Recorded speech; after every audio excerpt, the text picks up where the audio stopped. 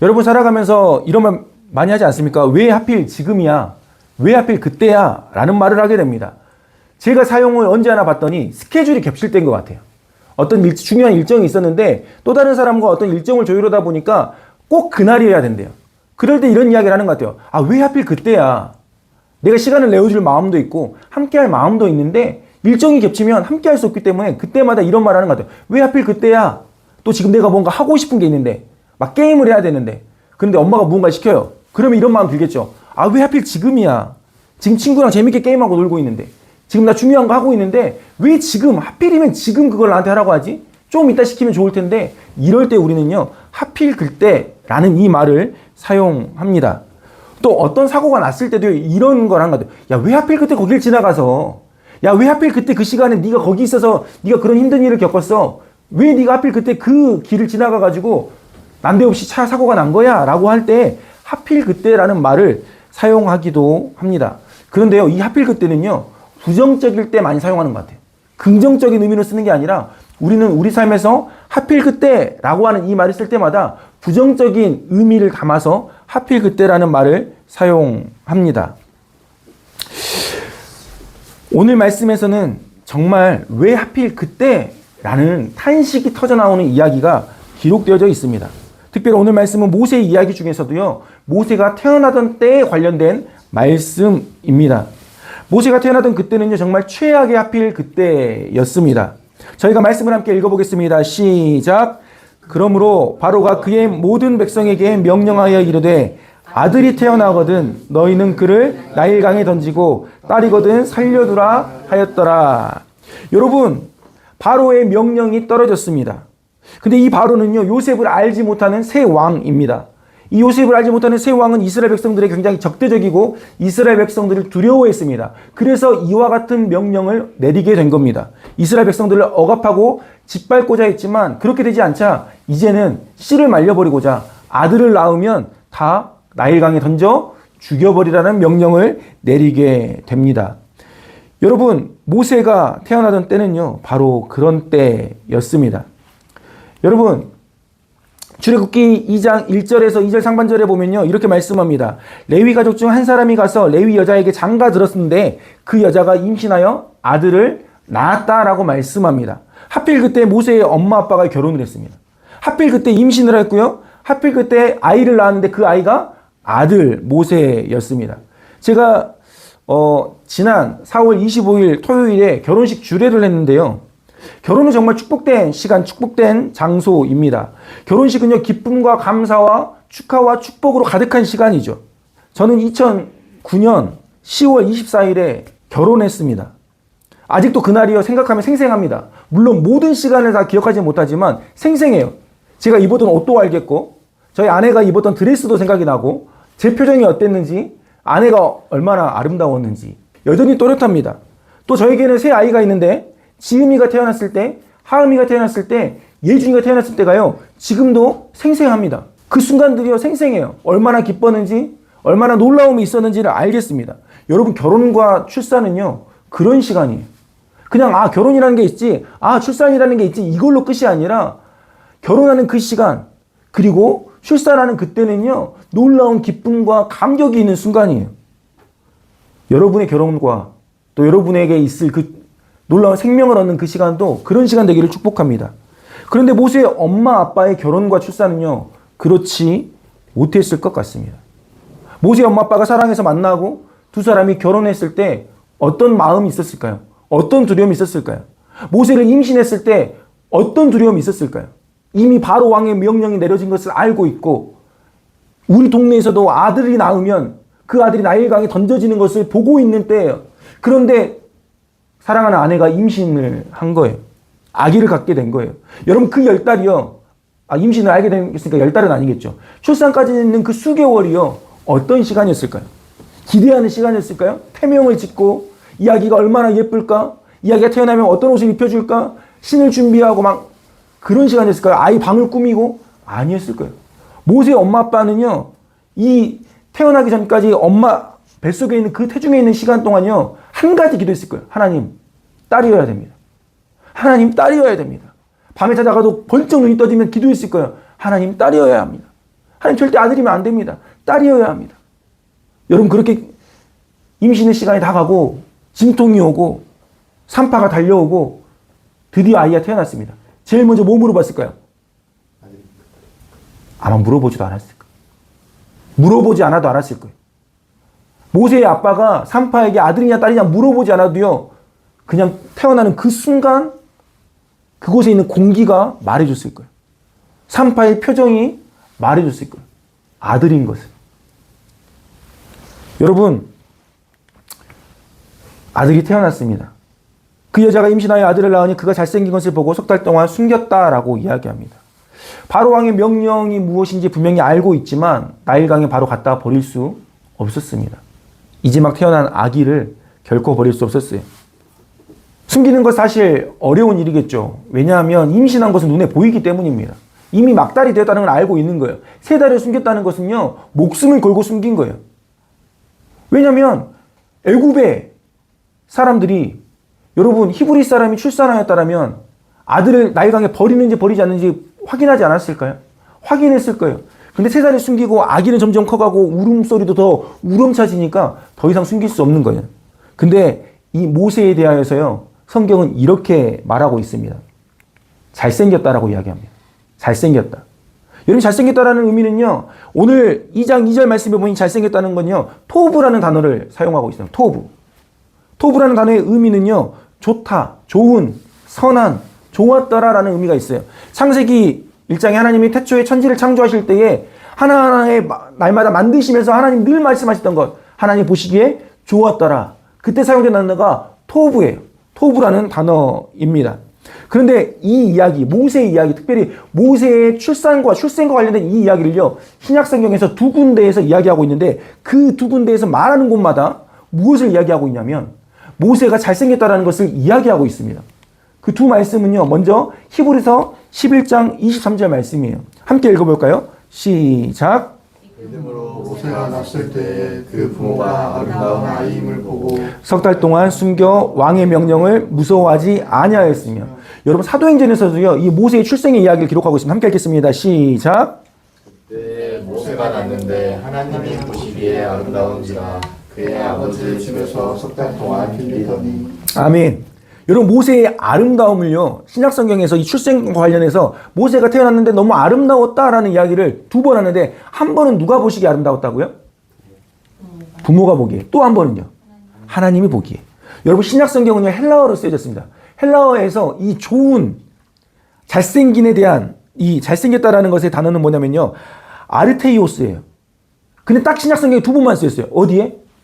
조금 전에 읽었던 그 2 말씀 히브리서 11장 23절과 사도행전 7장 20절 말씀에서만 이 아르테이오스라는 단어가 사용됐는데 한 번은 하나님이 보시기에 어쨌다?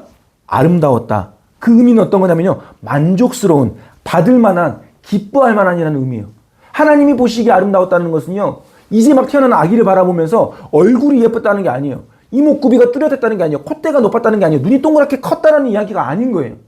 하나님이 모세, 그 아기 모세, 이제 막 태어난 아기 모세를 바라보면서 하나님이 아름답더라, 잘생겼다라고 말하는 그것은 어떤 의미냐면 하나님이 그의 인생을 전체를 바라보면서 만족스러워 하셨다라고 하는 거예요. 하나님이 이제 막 응애응애 울고 있는 그 신생아의 모세를 바라보면서 그 인생 전체를 바라보면서 너의 인생은 내가 받을 만하다라고 말씀하십니다. 내가 너의 인생을 바라보니 내가 기뻐할 만하다라고 하는 거예요. 누가 보시기에? 하나님이 보시기에. 근데 부모, 사람의 눈에 보기에도 모세는요 잘생겼었나 봐요. 아름다웠었나 봐요. 그렇게 말하고 있습니다.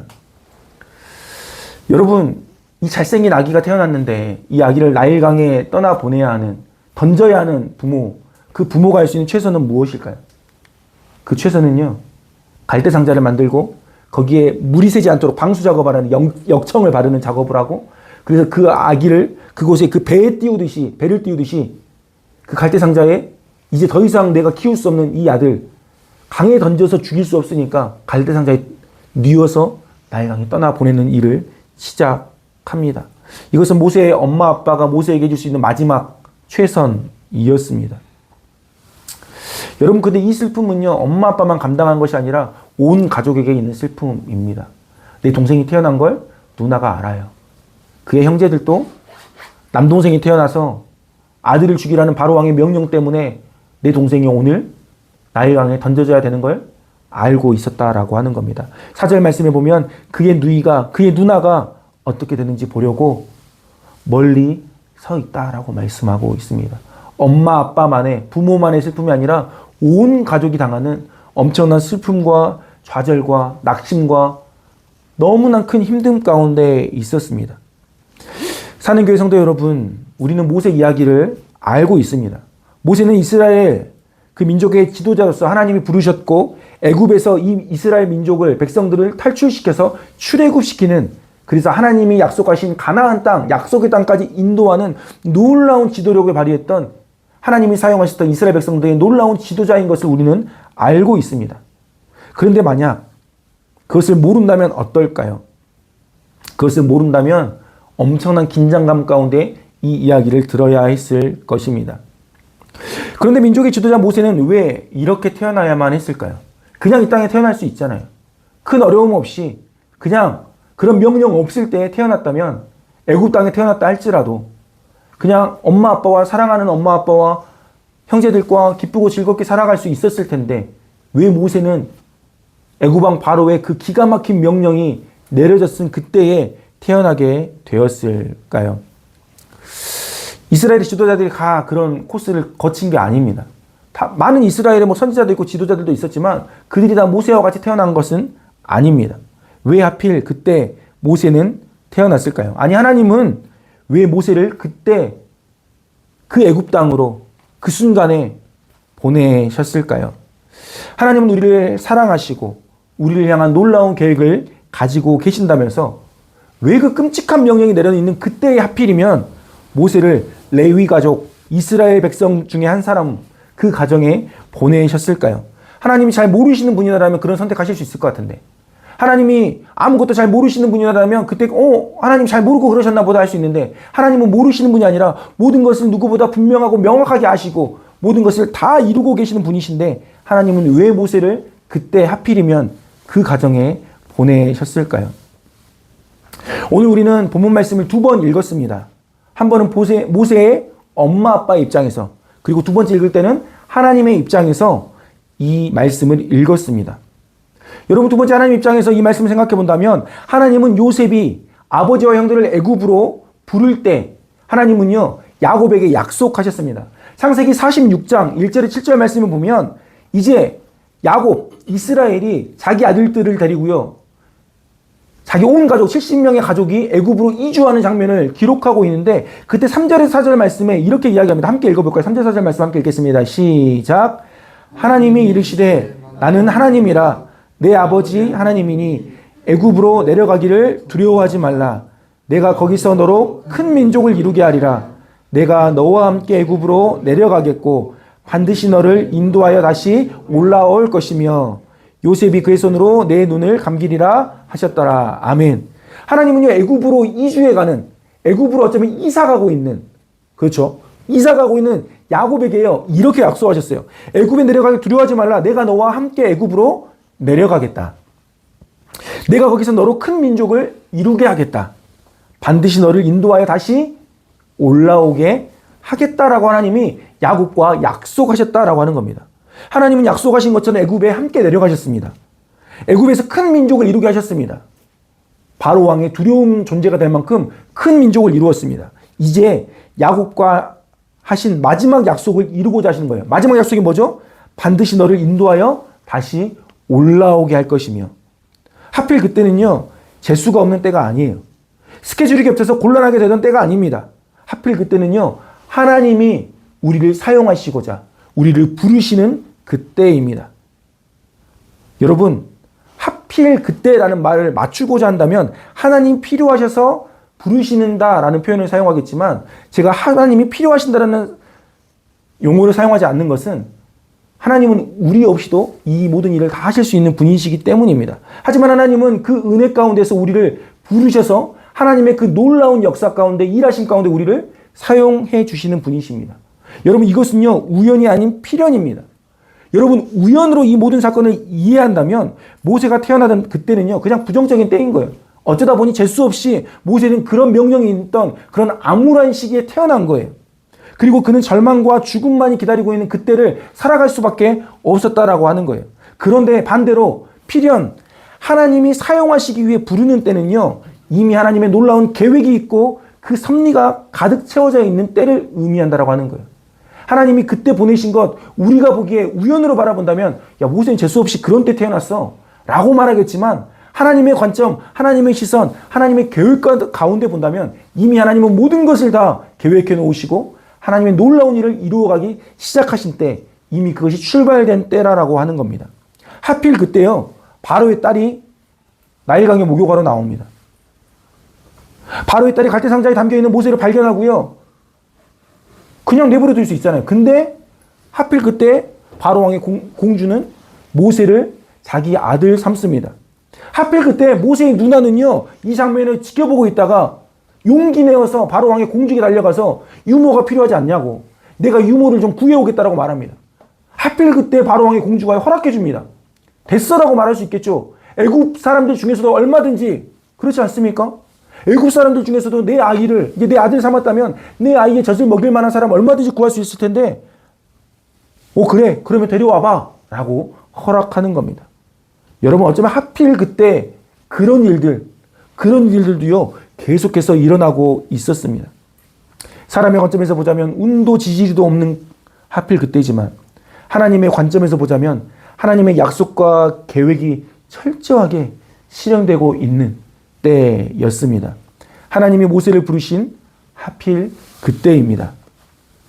여러분, 바로의 계획은 무엇이었습니까?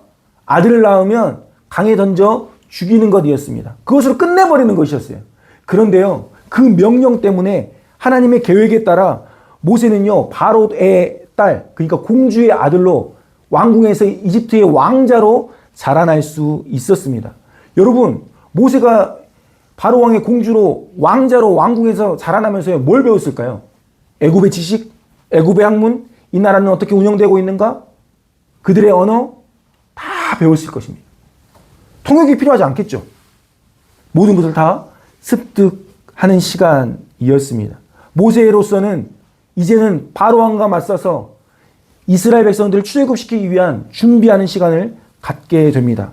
하나님이 이스라엘을 향해 가지고 계신 그 계획과 생각은 바로도 생각할 수 없었던 것이고 이스라엘 백성들 중 누구도 생각하지 못했던 것입니다. 우리를 향하신 하나님의 계획은요, 측량할 수 없습니다. 여러분, 1998년에 여러분이 이 땅에 존재하셨는지 모르겠습니다. 1998년에요, 이런 애니메이션 영화가 있었어요. 어떤 영화냐면요, 모세의 이야기, 출애굽기에 기록된 모세의 이야기를 그대로 사용한 이집트 왕자라는 애니메이션이 있었습니다. 여러분, 저는 이 애니메이션 영화를 볼 때요, 가슴 졸이면서 보지 않았습니다. 오늘 성경을 읽을 때 영상으로 보면서 어땠어요? 이미지에 어떤 이미지가 있었어요? 나일강에 갈대상자에 아기를 담아서 떠내려 보내는 이미지가 있었죠. 여러분, 영화에서 그 장면을 보고 있다면요, 만약 예수님을 믿지 않는 사람들, 성경의 이야기를 모르는 사람요, 그게 성경의 이야기인지도 모르고 모세 이야기인지도 모르고, 야, 이번에 좋은 영화, 재밌는 영화 나왔대, 이집트 왕자라는 영화가 나왔대, 이집트 왕자니까 이집트 역사 이야기인 줄 알고 그 영화를 보던 사람들은요, 눈물을 흘리면서 막 가슴이 막 조마조마하면서 봤을지 모르겠어요. 왜? 결과를 모르니까. 이 일의 끝이, 결국이, 그 마무리가 어떤 일로 마무리될지 알지 못하니까, 모세가 건진받을 것, 구원받을 것에 대한 이야기를 알지 못하니까 너무 두려운 마음으로 그 영화를 보고 있었을지 모르겠습니다. 그런데 예수님 믿는 사람들, 성경의 이야기를 알고 있는 사람들, 모세의 이야기를 알고 있는 사람들은요, 이 이집트 왕자 영화를 어떻게 봤을까요? 물론 그 마음 가운데 안타깝고 탄식하는 마음, 눈물 흘리는 마음도 있었겠지만 두려워하지 않았을 거예요. 왜? 모세가 곧 건진받을 것, 모세가 곧 구원받을 것, 모세가 곧 이집트의 왕자가 어떻게 되어지는지를 다 알고 있기 때문입니다. 어떤 이들은 그 모세를 바라보면서, 야, 왜 하필 그때 모세는 태어났어? 라고 말하지만, 어떤 이는 하나님의 관점에서 이 이야기를 바라보면서 하나님이 모세를 부르셔서 모세를 저렇게 사용하시기 시작했구나라고 하는 관점에서 모세의 삶을 바라보게 된다라고 하는 겁니다. 우리는 한 치 앞도 내다보지 못하는 사람들입니다. 우리는 그렇게 인생을 살아갑니다. 내일 어떤 일이 있을지, 1년 뒤에 어떤 일이 있을지, 5년 뒤에 내가 어떤 삶을 살아가고 있을지 우리는 알지 못합니다. 우리는 내 삶에 일어나는 크고 작은 일들을요, 이게 정말 큰 일인지 아니면 앞으로 이보다 더 큰 일이 있을지도 구별하지 못합니다. 그런데 여러분, 만약 우리에게 하나님을 향한 믿음이 있다면, 하나님은 나를 사랑하시고 나를 향한 놀라운 계획을 갖고 계신다는 그 믿음 오늘 우리에게 있다면, 하나님은 선한 목자셔서 나를 푸른 초장과 쉴만한 물가로 인도하시며, 내가 혹 사망의 음침한 골짜기에 있을지라도 나를 그곳에 지키시고 보호하시며 나를 건져내실 것에 대한 믿음이 있다면, 여러분, 오늘 우리에게 그 하나님을 향한 믿음과 신뢰가 있다면요, 우리는 한치 앞을 모르는 인생길이지만 하루하루 두려움과 염려와 근심 가운데 사는 것이 아니라 주님을 바라보면서 기대와 소망으로 살아갈 수 있습니다. 하나님은요, 지금 마치 응애응애 태어나던 모세를 바라보면서 토부라고 이야기하신 그 하나님이요, 그냥 모세의 이목구비가 좋았다라고 말씀하시지 않으시고 그의 인생을 다 바라보면서 내가 받을 만하다, 내가 기뻐할 만하다라고 말씀하셨던 것처럼 오늘 우리의 인생도 하나님 우리를 완성시켜 가시며 우리 인생을 바라보시며 토부라고 말씀하시고 아르테이오스라고 말씀하고 계신 줄 믿습니다. 여러분, 저와 여러분의 삶이 하나님이 토부라고 말씀하시는 삶 되기를 소망합니다. 오늘 계속해서요, 네 글자 사자성어 같은 하필 그때에 관하여서 나누고 있습니다. 여러분, 첫 번째 하필 그때는요, 부정적인 의미의 하필 그때입니다. 부정적인 의미의 하필 그때는요, 절망의 때예요. 모세가 태어나던 그 암울한 상황, 남자아기는 다 죽여! 라고 하는 하필 그때이거나, 스케줄이 겹쳐서 중요한 일 두 가지 중에 하나는 포기해야만 하는 부정적인 의미의 하필 그때입니다. 여러분, 두 번째 하필 그때는요, 긍정의 하필 그때인데, 바로의 딸이 목욕하러 나와서 마침 그 시간에 하필 그때에 나와서 모세를 구원하게 되고 모세가 이집트의 왕자로서 살아가게 되는 그런 의미의 긍정의 하필 그때입니다. 세 번째 하필 그때는요, 하나님이 나를 부르시고 사용하시는 그 하나님의 하필 그때입니다. 하나님은요, 야곱과의 약속을 지키기 위하여서 이스라엘 백성을 다시 한번 출애굽시키셔서 하나님이 약속하신 약속의 땅 가나안으로 인도하시고자 모세를 사용하시기 시작하셨습니다. 모세가 이제는 하나님의 도구로서 쓰임받기 위하여 이 땅에 와서 그 일들 가운데 인도함을 받는 시간입니다. 하나님이 나를 부르시는 때, 하나님이 나를 사용하시는 때, 하나님이 내 삶에 개입하시는 때, 바로 그때가 하나님의 하필 그때입니다. 지금까지 여러분, 하필 그때를 어느 때 사용하셨습니까? 저와 마찬가지로 아마 부정적인 때, 부정적인 의미로 사용하셨을 겁니다. 그런데 이 하필 그때가요, 좀 전환되었으면 좋겠어요. 바뀌었으면 좋겠어요.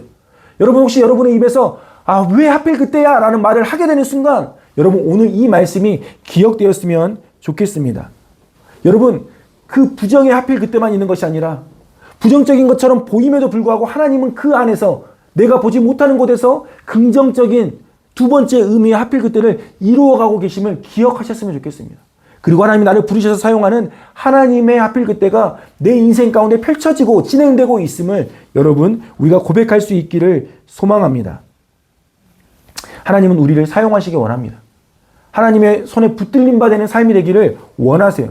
우리가 벗어나지 않고 하나님께 붙여 있어서 하나님의 놀라운 뜻과 계획 안에서 하나님의 그 일들을 성취하는 도구로 우리가 쓰임받기를 원하십니다. 마치 모세의 인생과 같이요. 모세의 인생과 같이 하나님께 붙들려 있는 삶 되기를 소망합니다. 여러분의 하필 그때는 어떤 하필 그때입니까? 여러분, 달라집시다. 우리 하필 그때를 바꿔버립시다.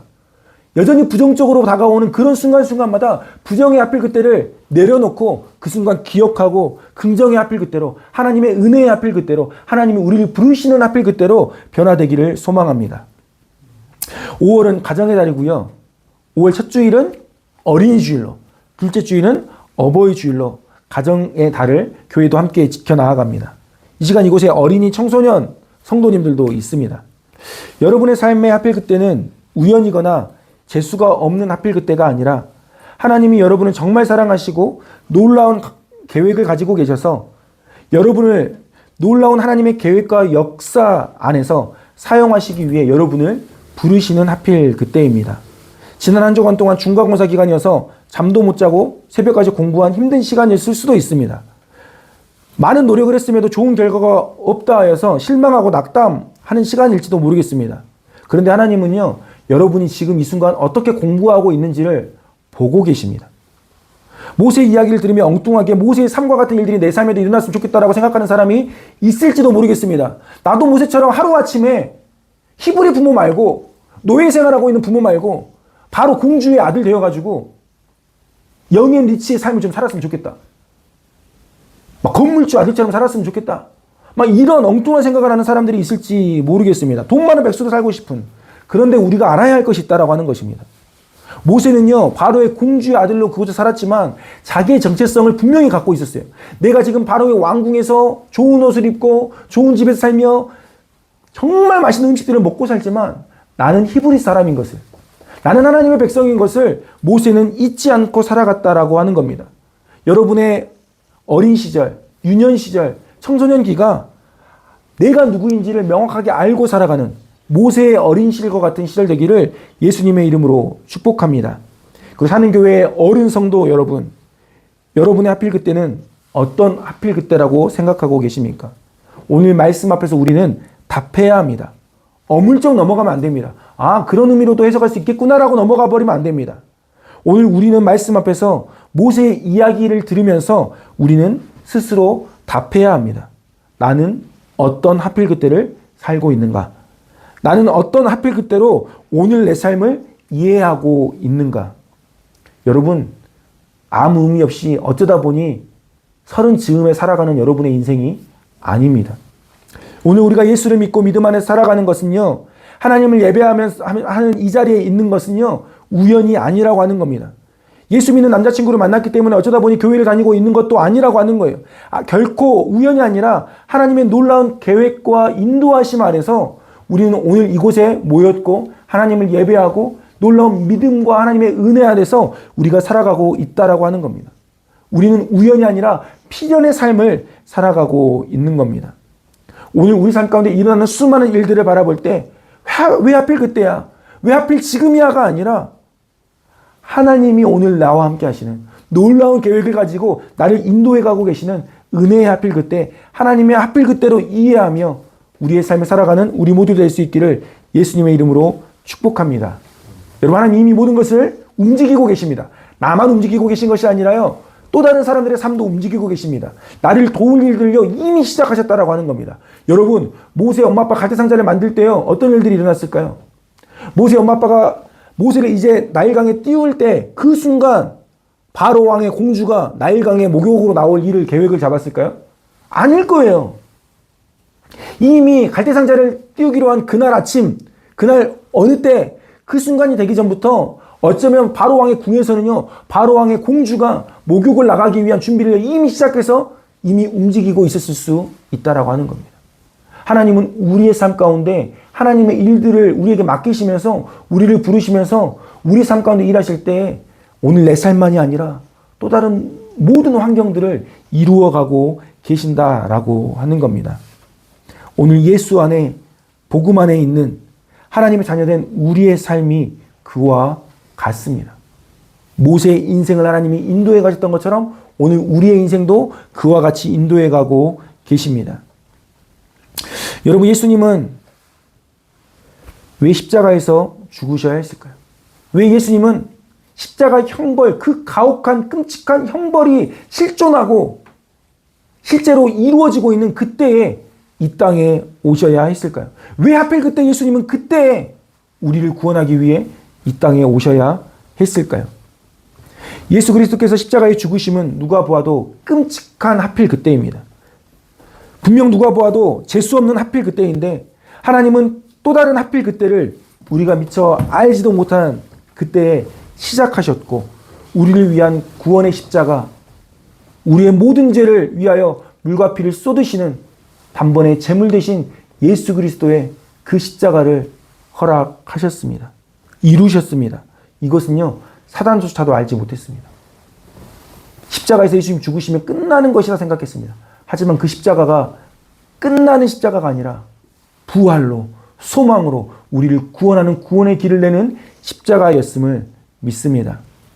사랑하는 여러분, 부정적인 하필 그때가 항상 곧바로 긍정적인 하필 그때로 이어지는 것은 아닙니다. 어떤 때는 하나님이 길게 침묵하시는 것 같고, 왜 이렇게 부정적인 하필 그때만 내 삶에 가득한 것 같지? 왜 다른 긍정의 은혜의 하필 그때는 없지라고 생각하는 시간이 있을 수 있습니다. 마치 모세의 이야기에서라면 바로의 공주가 곧바로 구원하는 일들이요 일어나지 않고 한없이 나일강 물을 따라 떠내려가는 일들이 있을지도 모르겠습니다. 나일강물의 갈대상자에 담겨 떠내려가던 모세, 애굽의 왕궁에서 공주의 아들로 자라난 모세는 다 알지도 이해하지도 못했습니다.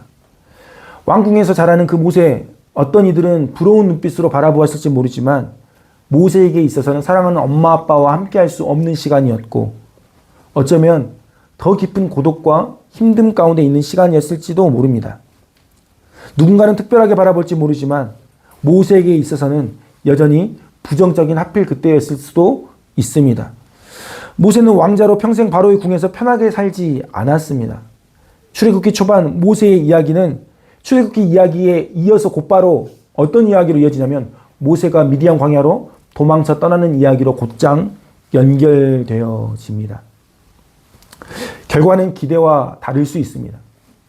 우리가 생각하는 기대만큼의 결과가 따라오지 않을 수 있습니다. 하지만 하나님은 그 모든 과정 가운데서 우리를요 빚어가고 계십니다.